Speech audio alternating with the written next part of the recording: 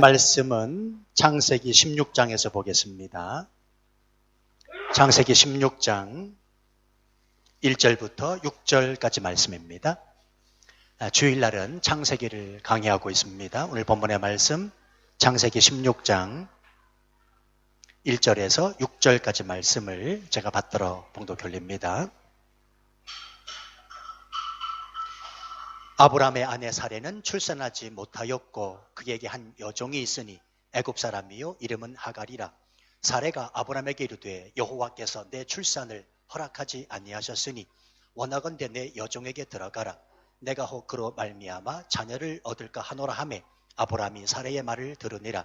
아브라함의 아내 사레가 그 여종 애굽 사람 하갈을 데려다가 그 남편 아브라함에게 첩으로 준 때는 아브라함이 가나안 땅에 거주한 지 10년 후였더라.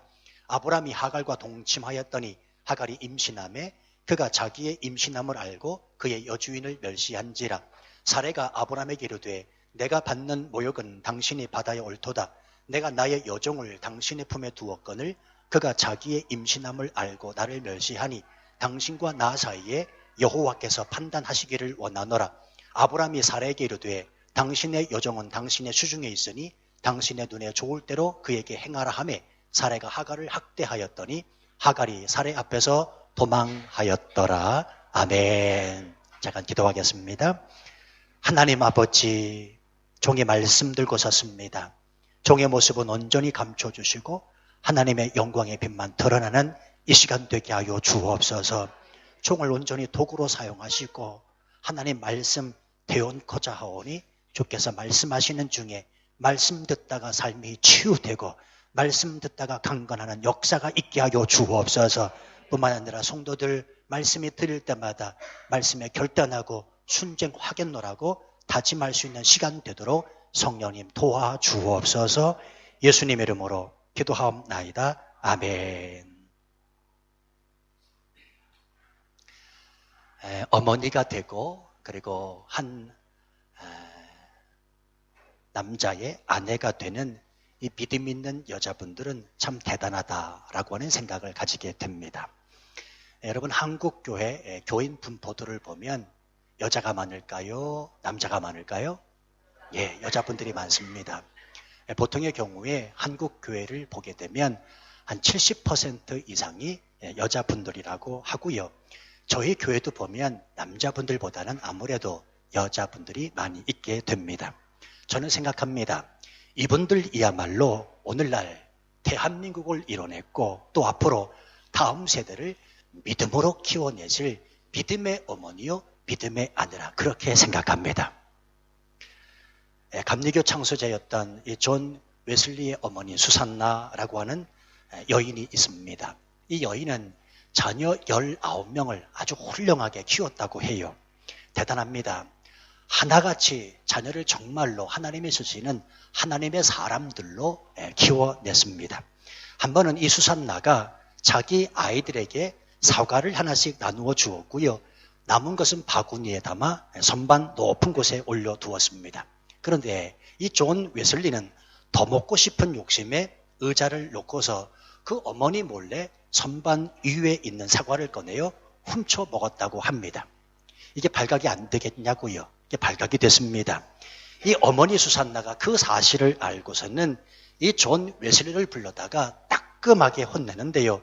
그에게 얼마나 매질을 했는지 그의 맞은 자리에서 피가 흐를 정도였다라고 합니다.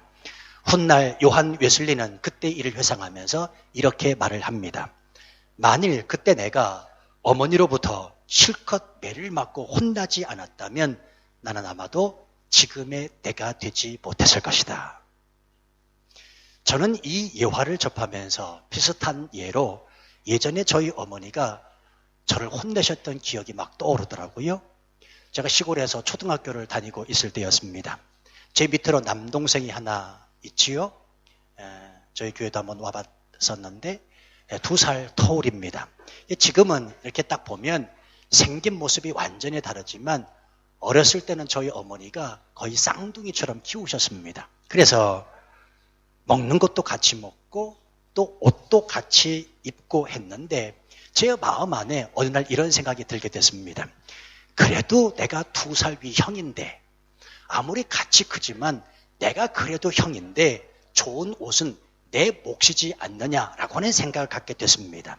그래서요, 지금 생각해보면 어떻게 그런 생각을 하게 됐는지 참 영악한 아이였다라고 생각이 드는데요. 좋은 옷들을 골라다가 장롱 속 깊은 곳에 다 감춰놓은 겁니다. 저만 입으려고요. 저만 꺼내 입으려고 제 2살 동생을 보니까 얘는 그냥 헌옷 입어도 되겠더라고요. 참 영악하지요? 예, 아무리 생각을 해봐도 지금 생각해보면 어떻게 그런 생각을 했는지 참 영악했다라고 하는 생각이 듭니다. 자, 그런데 그게 안 들키겠냐고요. 왜냐하면 옷은 어머니가 사주시잖아요. 장롱 깊숙이 감춰져 있는 그 옷들을 어머니가 발견하셨는데 그날 저는 잊지 못합니다. 하루 종일 죽을 만큼 맞았습니다. 정말 죽을 만큼 맞았습니다. 어떻게 너만 하느냐? 너는 네 밑으로 동생이 있는 걸 왜 모르느냐? 너만 위해서 살면 안 된다. 다른 사람을 위해서 살아가야 되지 않느냐? 그 말씀을 해주셨던 기억이 지금도 납니다. 이 좀 전에 이 웨슬리의 고백처럼 그 채찍이 오늘날 저를 만들었다고 해도 과언이 아닙니다. 자, 미국의 가장 위대한 대통령이라고 칭송받는 이 아브라함 링컨, 그에 관한 전기록이 많이 있습니다만 링컨의 전기를 쓴 사람이 이렇게 말을 했다고 합니다. 링컨이 위대한 사람으로 될 만한 조건을 하나님은 한 가지도 주지 않으셨다. 다만 링컨에게 가난과 함께 훌륭한 신앙의 어머니를 주셨다. 자, 우리나라에도 이 훌륭한 어머니 그리고 훌륭한 아내가 있습니다. 바로 순교자 주기철 목사님의 아내 오정모 사모님이십니다. 이 오정모 사모님은 이 주기철 목사님이 고문당할 때 함께 고문을 당했고요. 주 목사님이 감옥에서 잠깐 풀려나 집에 돌아왔을 때 주 목사님을 위해서 호통을 쳤다고 합니다. 주를 위해서 죽지 않냐고 어떻게 집에 들어올 수 있느냐 하는 거예요. 아니 생각해 보시라고요. 남편이 고문받다가 잠깐 집에 들린 겁니다. 그런데 그 아내인 이 오정모 사모님이 그 남편을 향하여 주를 위하여 죽지 않냐고 어떻게 이 집에 기어들어왔느냐 그런 얘기를 하더라는 거예요. 평양 산정원 교회 교인들이 이 주 목사님의 동상을 세우려고 하자 이 사모님은 하나님의 영광을 가리우는 행동은 할 수 없다고 해서요. 이 동상 건립이 취소됐다고 합니다. 말년에 이 사모님이 유방암에 걸리셔서 수술을 받을 때에는 예수님의 십자가 고통을 느껴보고 싶다고 마취하지 않고 수술을 하도록 그렇게 지시를 했다고 합니다. 그런데 이때 사모님을 몰래 속여서 마취하고 수술을 한 박사가 그 유명한 장기려 박사라고 합니다. 돌아가시기 며칠 전에는 장교 2사람이 찾아와서 김일성 장군이 보냈다고 하면서요. 사과 2박스를 놓더라는 거예요. 하나의 상자에는 돈이 가득 들어있었고 하나의 상자에는 집 문서와 땅 문서가 들어있었는데 이 오정모 사모님이 또 이렇게 말했답니다. 주 목사의 순교를 욕되게 하지 마시오. 후세에 이런 선물을 받으려고 순교한 게 아니기에 뜻은 받지만 물건을 받을 수 없노라며 받지 않고 돌려보냈다고 합니다. 이를 옆에서 지켜보던 아들 주광조를 향해서 시편 37편 25절로 26절을 펴서 읽게 만들었고요.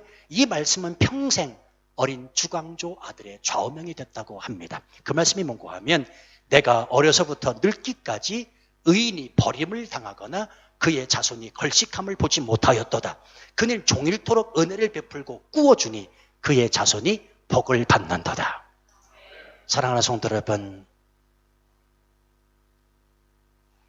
말해 무엇하겠습니까? 가정에서 믿음 있는 아내의 역할 그리고 믿음 있는 엄마의 역할은 참으로 중요합니다. 이 자리에 앉아 계신 분들, 아내된 여러분 그리고 어머니 되신 분들 모두가 믿음의 아내, 믿음의 어머니들 다 되시기를 우리 주 예수 그리스도 이름으로 축원합니다. 제가 왜 이 말씀을 드리냐면요. 오늘 본문은 아브라함의 아내 사례 이야기가 드디어 처음으로 등장하게 됩니다. 이 사례의 모습이 어떤 모습으로 오늘 본문에 비춰지고 있냐면 안타깝게도 믿음 있는 사람이 아니라 믿음 없는 사람의 모습으로 비춰지고 있다는 사실입니다.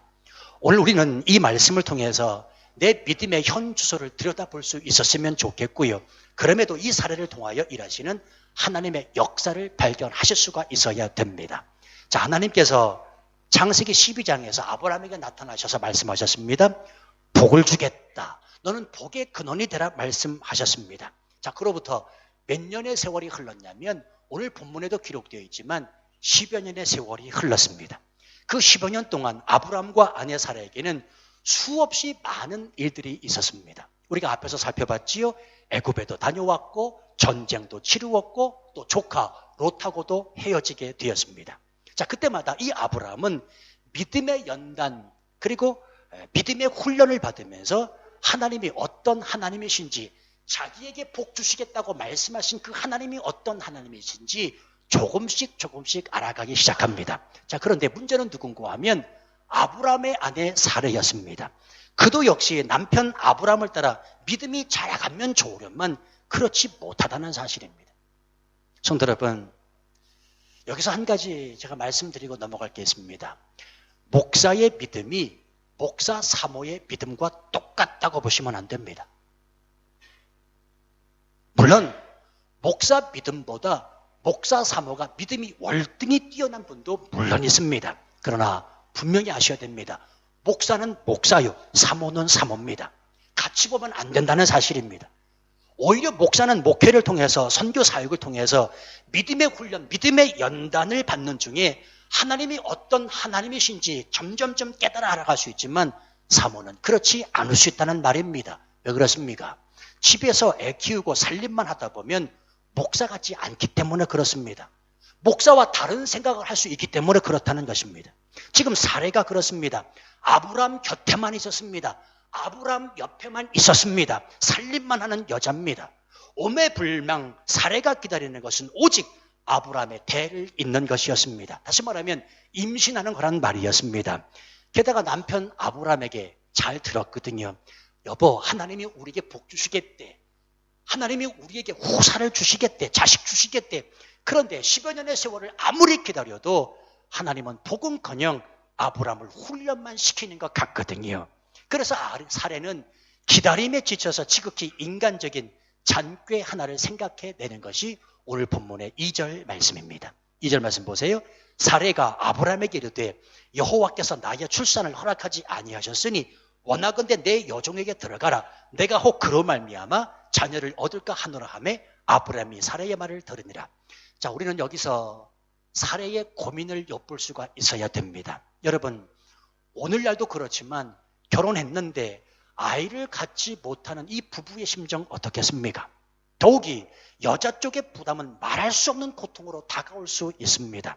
지금 아브람과 이 사라의 나이 차가 몇 살 차이냐면 10살 차이거든요. 지금 사라의 나이 75세입니다. 자, 육체는 늙어가지요? 아니, 육체가 늙었습니다. 세월은 흘러가는데 복을 주실 징조는 전혀 보이지 않습니다. 그래서 오늘 사례가 본문 2절에 그 잔꾀를 한 가지 생각해낸 거란 말입니다. 뿐만 아니라 당시 2절의 생각은 당시의 풍수버로는 전혀 문제될 것이 없는 일이었다는 사실입니다. 아브라함 주변 국가들의 풍습에 따르면 결혼한 지 2년이 지나도록 아이가 없을 경우에 아내된 자는 자기 몸종을 남편에게 첩으로 주어 대를 이어야 된다고 규정하고 있었기 때문에 그렇습니다. 그래서 아주 자연스럽게 사례 역시 이런 풍습에 따라서 아브라함에게 이런 제안을 하게 된 것이고요. 이에 대해서 아브라함도 사례의 제안을 순순히 받아들이게 된 것입니다. 자, 그런데 문제는 뭐냐? 사례가 하나님을 믿지 않고 있습니다. 하나님께서 남편 아브라함에게 주신 말씀을 자기의 말씀으로 받지 않고 있다는 이야기입니다. 자, 왜 그러냐면 아무리 생각을 해봐도 현실의 삶에 비추어 보니 도무지 하나님은 역사하지 아니하실 것 같거든요. 지금 자기 나이가 몇 살이라고요? 75세입니다. 아니, 이게 가당키는 한 말이냐고요? 불가능한 일이잖아요. 아무리 하나님이시지만, 아무리 우리가 하나님을 믿는다고 하지만 그 하나님이 내게 역사하셔서 자식을 주신다거나 복을 주시리라고는 생각하지 못했다는 말입니다. 아마도 사례는 이런 생각을 하지 않았나 싶습니다. 하나님이 정말로 살아계신가? 내 남편에게 말씀하신 하나님은 과연 하나님이신가? 어떻게 하나님이시라면 이렇게 하실 수가 있는가? 성도 여러분이요. 그런데 아주 중요한 사실이 있습니다. 이 사례의 생각이 누구의 생각인 줄 아십니까? 어쩌면 오늘날 이 시대를 살아가는 저와 여러분의 생각인지도 모른다는 사실입니다. 자, 보실까요? 우리가 10년 기도했어요. 10년 기도했는데도 아무런 응답이 없어요. 아니, 응답의 징조라도 없습니다. 현실은 막막하고 앞이 보이질 않습니다. 소망이니 희망이니 하는 것들은 다 사치스러운 문구들인 것 같습니다. 되는 일도 없고 되던 일은 더 안 되는 것 같습니다. 혹시나 이 교회에서 10년 동안 믿음으로 버티신다고 말씀하시는 분들 중에는 혹시나 그렇게 말씀하실 분이 계실지 모르겠습니다. 이 교회와 10년 동안 함께 했는데 하나님이 내게 복 주신 것이 무엇인가? 정말 하나님이 살아계시다면 내가 이 교회를 헌신한 만큼 하나님이 내게 역사해 주시고 하나님이 복을 주셔야 되지 않겠는가 말씀하실는지 모르겠습니다. 그럴 때 우리는 이 사례의 이 고백을 할 수 있지 않겠냐고요. 정말 그 하나님이 하나님이신가? 내 남편 아브라함에게 복을 주시겠다고 말씀하신 하나님은 정말 살아계신 하나님이신가? 그러나 여러분, 우리가 잊으시면 안 됩니다. 그리스도인은 그 답답한 문제 속에서도 하나님을 믿는 그 믿음만큼은 흔들리지 않아야 된다는 사실입니다. 하나님을 붙잡으셔야 됩니다. 왜냐하면 하나님은 어제나 오늘이나 영원토록 변개치 않으시고 변함없는 좋으신 하나님이시기 때문에 그렇습니다. 우리 2절 말씀을 다시 한번 잘 보세요. 사레가 아브라함에게 이르되 여호와께서 나의 출산을 허락하지 아니하셨다. 여러분, 지금 사레는 하나님께서 자신에게 자식을 허락지 않으셨다고 단정하고 있습니다. 무슨 말입니까? 지금 사례는 자기 마음대로 자기 생각으로 하나님을 묶어두려고 하고 있습니다. 자기의 뜻이 마치 하나님의 뜻인 양 착각하고 있다는 말입니다. 더 큰 문제는 뭐냐면 내가 지금 이렇게 아이를 갖지 못하는 것은 하나님께서 그렇게 하신 거야. 하나님에 대하여 자기 스스로 마침표를 찍고 있다는 사실입니다. 성도 여러분, 우리는 인생에서 하나님에 관하여 얼마나 수없이 마침표를 찍는지 모릅니다. 끝났다, 안 된다, 할 수 없다, 하나님은 없다라고 마침표를 찍습니다. 그러나 잊지 마시기를 바랍니다. 하나님은 내 스스로 찍은 마침표를 쉼표로 바꾸실 수 있는 분임을 믿으시기 바랍니다. 지금은 아이가 없으나 곧 생길 것이다. 지금은 끝난 것 같지만 아니 다시 시작이다. 지금은 안 된 것 같지만 결코 그렇지 않다. 내가 너희를 다시 일으키리라. 나는 존재하는 하나님이라. 이 음성이 여러분의 오늘 귀에 들려주시기를 바랍니다. 자, 생각해 보세요. 십자가가 끝난 것입니까? 십자가가 마침표입니까? 아닙니다. 십자가는 쉼표입니다. 왜요? 뒤에 반드시 부활이 오기 때문에 그렇습니다. 마찬가지입니다. 우리에게 고난이 끝입니까? 마침표입니까? 아닙니다. 고난 중에 기쁨이 있다고 성경이 말씀하고 있습니다. 그래서 고통 중에도 소망을 잃지 말라고 성경이 말씀하는 것 아니겠습니까? 그러므로 우리에게 고난과 고통은 마침표가 아니라 하나님이 허락하신 쉼표라고 생각하셔야 됩니다. 자, 그렇다면 왜 하나님은 이토록 긴 쉼표를 사례에게 또는 우리에게 허락하실까요? 지난 시간에도 말씀을 드렸습니다만 기다림의 시간이 아브라함에게 그리고 사례에게 그리고 저와 여러분에게 필요하기 때문에 그렇습니다. 다시 말하면 적어도 믿음의 조상이라고 불릴 만한 적이 되기 위해서는 이 정도의 믿음의 연단 과정은 필요하다는 거예요. 15년 동안 아무리 기도했는데도 이 교회를 위하여 헌신했는데도 아무런 게 주어진 보상이 없는 듯합니까? 왜 하나님께서는 아무런 응답하지 아니하시는 것 같을까요? 여러분, 나를 더 하나님의 사람 만드시려고 하는 하나님의 뜻이 있음을 우리 잊어서는 안 됩니다. 그게 사실이에요. 이걸 믿음으로 받으실 수 있어야 돼요. 하나님의 시간표와 내 시간표가 다릅니다. 하나님의 시간표는 하루가 1000년 같고 1000년이 하루 같습니다. 겨우 10년 기다리고 겨우 50년 기다리고 나서 하나님이 있다 없다 판단해서는 안 된다는 말입니다. 자, 근데 보세요. 아내 사례가 그러면 남편 아브라함은 진득하니 믿음의 모습을 보이면 좋은데, 자, 2절 말씀 다시 한번 보시기 바랍니다.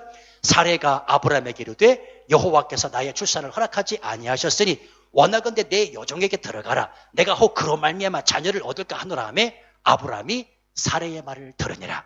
아브라함이 사례의 말을 들으니라. 자, 따라서 하십시다. 둘 중에 하나는 정신 차리자.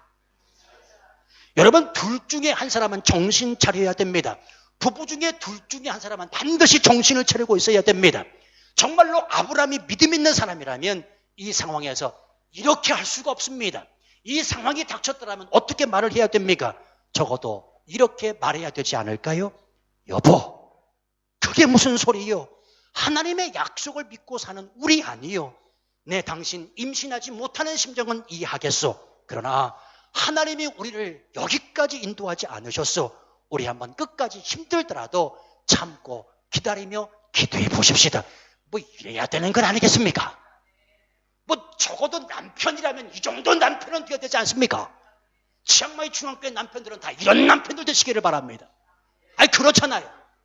아니 부부 중에 한 사람은 정신 차려야 되는데 아브라함까지도 믿음의 모습을 보이지 못하고 아브라함이 사라의 말을 들으니라. 지금 무슨 얘기입니까? 아브라함이 기다렸다는 말이에요. 아브라함이 기다렸다는 말이에요. 얼씨구나. 기다렸다는 말 아니겠습니까? 그래서 아브라함은 사라의 말을 그대로 따르고 있습니다. 자, 마치 에덴 동산에서 남편 아담이 하나님이 먹지 말라는 선악과를 따들고 와서 먹으라고 권유하는 그 아내 하와의 말에 그대로 따른 것과 다르지 않다는 말입니다. 자, 남편들은 잘 들으십시오. 남편은 가정의 머리입니다. 자, 그러면 당신은 하나님의 말씀을 먼저 들어야 합니다. 자, 오해하지 마십시오. 아내의 말을 듣지 말라는 것이 아니고요. 아내의 말이 옳은지 그른지 먼저 하나님 앞에 기도할 수 있는 남편이 되어야 된다는 말입니다. 자, 오늘 본문의 말씀 굉장히 중요한데 잘 관찰해 보시기 바랍니다. 아브라함이 하갈의 처소에 들어갈 때 기도했다는 말이 있습니까? 없습니까? 없습니다. 아내 말이 끝나기가 무섭게 낼름 4절 하갈과 동침합니다. 뭘 말해줍니까? 은근히 아브라함이 하갈과 동침하기를 기다렸다는 말이에요. 자, 그런데 문제는 무엇입니까? 그게 하나님의 뜻이 아니라는 겁니다. 여러분, 믿음 있는 사람이라고 하지만 하나님의 뜻을 쫓아 생활한다고 하지만 때때로 하나님의 뜻이 아닌데 자기 뜻이 마치 하나님의 뜻이 그냥 착각하며 사는 사람이 얼마나 많은지 모릅니다. 여기서 우리는 중요한 사실 한 가지를 얻게 됩니다. 하나님의 뜻이 아닌 아내 사례의 이야기를 듣고 하갈을 취한 그 죄의 싹이 4,000년이 지난 오늘까지 불씨가 되어 이어져 내려오고 있다는 사실입니다. 자, 결국 하갈을 통해서 낳은 이스마엘이 누구의 조상이 되는 줄 아십니까? 오늘날 이스라엘을 포함하여 전 세계의 테러의 공포를 불러일으키는 아랍 국가의 조상이 되잖아요. 여러분, 오늘 IS, 지금 테러 분자들 IS, 이들의 조상이 누군 줄 아십니까? 바로 하갈이 낳은 이스마엘이에요. 4,000년이 지난 오늘까지 결국 불씨가 되어버리잖아요. 하나님의 뜻이 아닌 것을 행함으로 말미암아 오늘날 전 세계에 문제를 일으키는 요지가 되지 않았습니까? 자, 그러면 여기서 우리는 한 가지 의문점을 갖게 됩니다. 말씀드렸듯이 하갈이 임신을 하게 된 것은 하나님의 뜻이 전혀 아닙니다. 이것은 하나님의 뜻과는 정면으로 배치되는 것이요, 위배되는 것이 분명해요. 자, 그렇다면 하나님은 하갈로 하여금 임신시키지 마셨어야 되지 않겠습니까? 또 전능자 하나님이라면 하갈에게 임신을 안 시키실 수도 있으셨지 않겠습니까? 그럼에도 불구하고 하갈은 임신을 하게 됩니다. 게다가 한 번의 동침으로 말이죠. 한 번의 동침으로 하갈이 임신하게 됩니다. 그토록 임신을 기다리는 사례에게는 주시지 않더니만 하갈과는 한 번의 동침으로 아이가 생기게 하신다는 것은 아무리 생각을 해도 이해가 되지 않습니다. 성도 여러분, 왜 하나님이 이렇게 하셨을까요? 이는 이후의 사건을 통해 볼 때 하나님의 숨은 의도를 보아 알 수가 있습니다. 그건 다름이 아니라 아브람과 사례로 하여금 하나님의 사랑을 깊이 있게 깨닫게 하시려는 하나님 아버지의 의도가 있는 것입니다. 자, 여러분 생각해 보십시오. 하갈이 임신했다고 하는 것은 하나님이 개입하셨음을 보여주는 구절입니다. 맞습니까? 틀립니까? 고개라도 끄덕여 주시면 고맙겠습니다. 하갈이 임신했다라는 말은 하나님이 개입하셨다는 말입니다. 맞습니까? 틀립니까? 맞습니다. 자, 만약에 하갈이 임신하지 않았다면 사례가 하나님을 신뢰하고 믿음을 지켜가면서 그 주실 후사를 기다렸을까요? 여러분, 천만의 말씀입니다. 사례는 또 다른 일을 꾸몄을 것입니다. 뿐만 아니라 하나님의 뜻과는 정반대의 일을 꾸미면서 하나님의 약속을 아예 저버리는 사람이 됐을 거라는 말입니다. 그래서 하나님은 사례가 더 이상 악에 빠지지 않도록 초장에 개입하셔서 또 다른 악을 멈추고 계시다는 사실입니다. 성도 여러분, 우리 굉장히 중요한데 우린 여기서 하나님 아버지의 그 깊은 사랑을 깨달아 알 수 있어야 됩니다. 하나님은 우리가 더 큰 사랑을 받고 악으로 달려나가기를 원하지 아니하십니다. 그래서 때로는 그릇되고 잘못되고 하나님의 뜻에 정면으로 배치되는 일이지만 허락하실 때가 있다는 말입니다. 하나님 뜻 아닌데, 하나님의 뜻이 전혀 아닌데, 그건 악인데도 불구하고 하나님이 우리를 더 큰 사랑으로 인도하시기 위하여 우리를 그것을 허락하실 때가 있다는 말입니다. 비록 내가 그래서 잘못해서 죄의 대가는 치르게 하실지라도 내 삶에 개입하셔서 나를 바로 잡아가시는 이유, 그것은 하나님 아버지께서 나를 사랑하시는 이유 때문이라는 사실입니다. 자, 보십시오. 아이가 생긴 것까지는 사레의 계획이었지요. 그러나 아이가 생긴 것을 안 하갈이 사레를 멸시하는 것은 사레의 계획이 아니었습니다. 4절 말씀 보시면 임신한 하갈이 사레를 멸시합니다. 여러분, 사레의 입장에서 한번 생각해 보세요. 자신의 몸종에 갑자기 주인 행세를 하려고 합니다. 얼마나 억울하고 분하겠습니까? 속이 뒤집힐 지경 아니겠습니까? 그래서 이런 이야기를 남편 아브라함에게 쏟아내고 있습니다. 5절 말씀 보십시오. 사레가 아브라함에게 이르되 내가 받는 모욕은 당신이 받아야 옳도다. 내가 나의 여종을 당신의 품에 두었거늘 그가 자기의 임신함을 알고 나를 멸시하니 당신과 나 사이에 여호와께서 판단하시기를 원하라. 무슨 말입니까? 한마디로 당신 때문이라는 것입니다. 아브라함에게 모든 책임 전가를 지금은 사레는 돌리고 있습니다. 여러분 생각해 보세요. 누가 잘못한 것입니까? 사레가 일을 꾸며 발생한 일입니다. 책임이라면 사레가 더 큽니다. 그런데 지금 사레는 모든 일을, 잘못을 아브라함에게 돌리고 있다는 말입니다. 여기서 우리는 죄의 특성 하나를 발견하게 됩니다. 따라해 주시면 고맙겠습니다. 죄의 특징은 전가하는 것이다.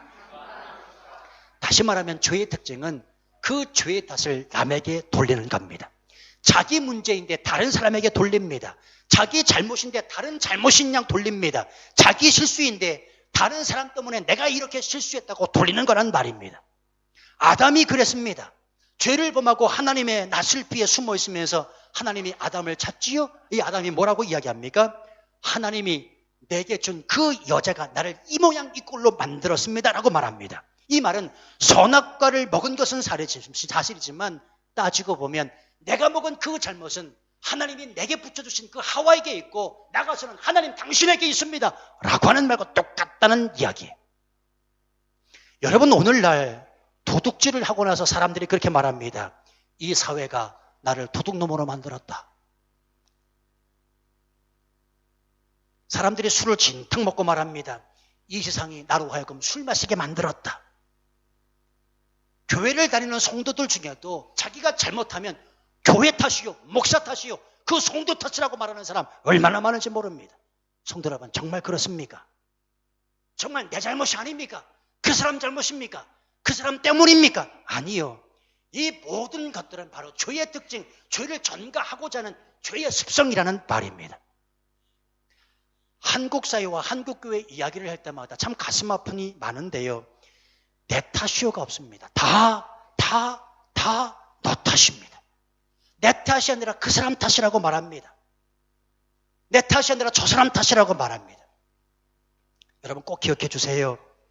개척하고 목회하면서 저는 이 교회에 문제가 발생했다. 그러면 내 탓입니다. 아시겠어요? 잘 들으셔요. 교회에서 성도와 성도가 싸웠다. 내 탓이에요. 김 목사 탓이라고요. 왠 줄 아세요? 내가 부덕하기 때문에. 내가 더 영성이 있고 더 능력이 있어서 더 감동스러운 설교를 하게 되면 싸우겠냐고요. 여러분이 싸우면 누구 탓이라고요? 얘기해 보세요. 누구 탓이에요? 김 목사 탓이라니까요. 누구 탓이에요? 김 목사 탓이. 저는 개척하면서 아예 생각을 그렇게 하고 지금 목회하고 있습니다. 교회 안에서 벌어지는 모든 문제는 다 목사 탓이에요. 그렇잖아요. 난 한국교회를 바라보면서 답답한 게 이겁니다. 목사 탓이라고 하면 돼요. 아니 목사 탓이어서 그만두면 되잖아요. 책임을 지면 되잖아요. 죄송한 얘기 하나 하겠습니다. 제가 이렇게 여러분 앞에서 자신 있게 이야기를 하니까 어떤 분이 저한테 그러시더라고요. 잘못하면 책임지고 그만두면 되지 않느냐, 떠나가면 되지 않느냐. 그랬더니 저한테 그러시더라고요. 김 목사님 아직 젊어서 그래요. 김 목사님 아직 젊어서 그래요. 근데요, 그 말을 받는 순간에 제가 슬퍼지는 게 있었습니다. 내 나이 60이 됐을 때, 그리고 70 가까이 됐을 때 이 이야기를 더 이상 하지 못한다는 것에 대해서 가슴이 아프더라고요. 왜? 그때는 나도 안주해야 되잖아요. 나이 60인데. 예? 아직까지는 젊어서 이런 얘기를 담대하게 한다고 하지만 내 나이 60이 됐을 때 과연 이런 얘기를 하겠냐고요, 제가. 난 그게 너무 가슴이 아프더라고요. 성도 여러분, 60이 돼도 이런 말 해야 됩니다. 저는 할 거예요. 누구 탓이라고요? 목사 탓이지요. 내 탓이라고 하면 돼요. 내 탓이라고 하면. 다 그 사람 잘못이다. 저 사람 잘못이다. 문제하니. 그러니 문제가 끊어지질 않지요. 자, 그런데 사례가 감정에 격해서 아브라함에게 이런 이야기를 했을 때 남편 아브라함이 좀 더 지혜롭게 대처해 주었더라면 참으로 좋았을 텐데 6절 말씀 보시기 바랍니다.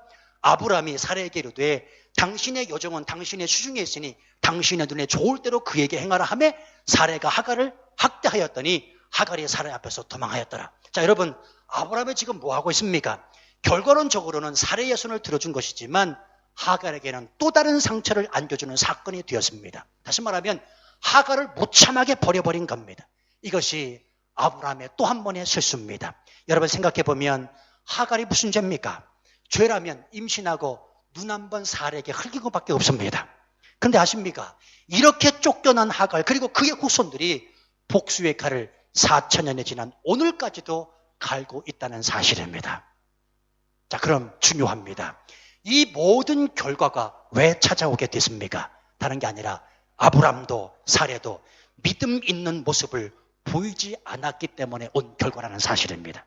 사랑하는 성도 여러분, 우리 이 땅에 살면서 아무리 힘들고 어려워도 사례처럼 인간적인 방법을 취해서는 안 됩니다. 믿음으로 말하고 믿음으로 행동하시자고요. 하나님이 우리에게 허락하신 믿음은 가치 있고 귀하고 소중한 것이기 때문에 그렇습니다. 주 예수 그리스도 그 십자가 보혈의 피를 믿는 우리의 믿음은 소중하고 가치 있는 믿음이기 때문에 그렇습니다.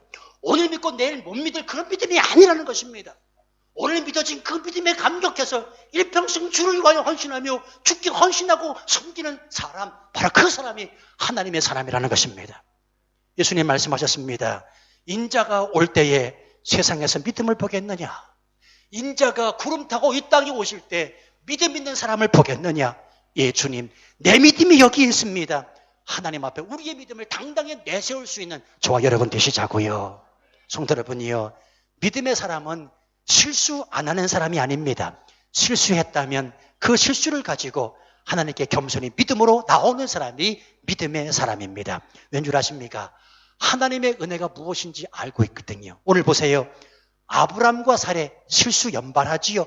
그럼에도 불구하고 하나님은 그들을 믿음의 조상으로 우뚝 서게 하십니다. 이것이 바로 하나님 아버지의 사랑입니다. 그저 힘들다고 어렵다고 중간에 포기하면 하나님의 은혜를 받아 누릴 수 없다니까요. 아브람과 사례가 끝까지 믿음의 사람으로 설 수 있었던 것은 실수하지만 연발하지만 그러나 그 하나님을 놓치지 않냐고 붙잡고 있었기 때문이라는 사실입니다. 저는 목회하면서 가슴 아픈 게요. 말씀 한번 드렸듯이 치앙마이 중앙교회 여기까지 오면서 세례받은 사가 세례 입교까지 해서 100여 명입니다. 세례 입교자 100여 명. 어느 날 갑자기 명단을 쭉 100여 명 어느 분이 받으셨나 이렇게 보면서 어느 한 부분에서 가슴이 너무 아팠어요. 왜냐하면 그는 교회를 떠나고 하나님을 떠난 사람이거든요. 내가 알고 있기로. 내가 직접 세례 문답해서 세례를 줬는데 믿겠다고 한 사람인데 그래서 세례를 베풀었는데 떠난 사람이 수두룩하는 거예요. 내가 세례를 줬는데 믿겠다고 해서 세례를 베풀었는데 나는 목사의 가슴도 아프지만 우리 예수님의 마음이 얼마나 아프셨을까 또 생각하게 됐습니다. 바랍니다. 힘듭니다. 지칩니다. 어렵습니다. 고난과 고통은 끊이지 않습니다. 10년을 기도해도 20년을 기도해도 응답이 없을 수가 있습니다. 그럼에도 우리가 붙잡아야 될 것은 주 예수 그리스도 그분을 믿는 믿음이라는 사실입니다. 믿음으로 승리하셔야 됩니다. 오늘 시간 하나님은 우리로 하여금 믿음의 사람, 믿음 있는 사람의 모습을 이 땅에서 보기를 원하십니다. 하나님 아버지, 내가 믿음의 사람 되겠습니다. 우리 찬양을 통하여 하나님 앞에 고백하도록 하겠습니다.